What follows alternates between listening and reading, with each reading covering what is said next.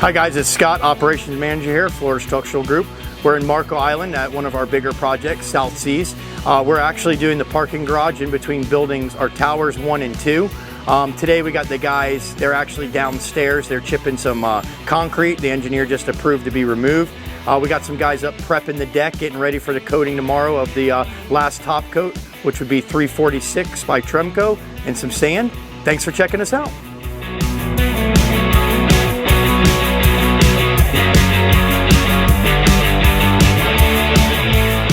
All right, so this one was field marked. You can see the orange by the engineer.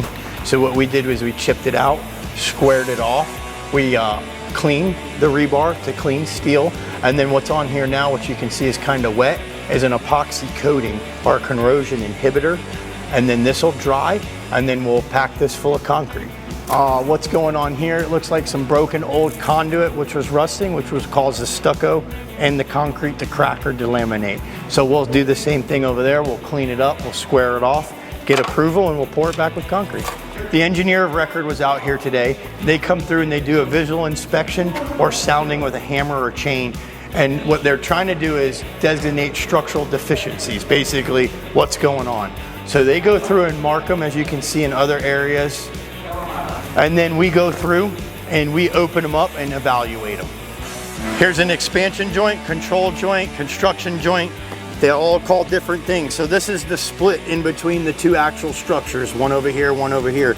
So you're gonna get a compressed foam joint in the middle.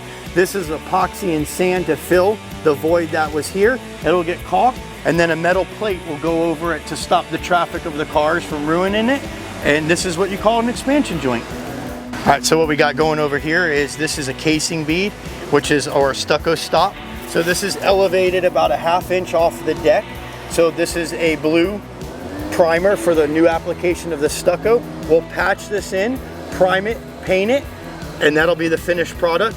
The reason it's elevated off the deck is if their water ever was to get behind the stucco or this, it actually has a way out instead of getting underneath the waterproofing. So here's the finished product. So we've got the casing bead on the bottom, which we talked about, which is elevated.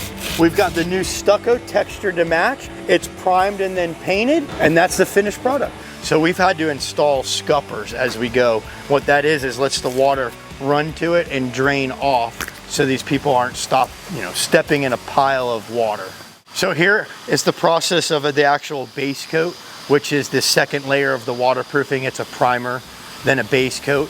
After this dries, which then top coat and sand will be added, and then another layer of top coat, and you're good to go.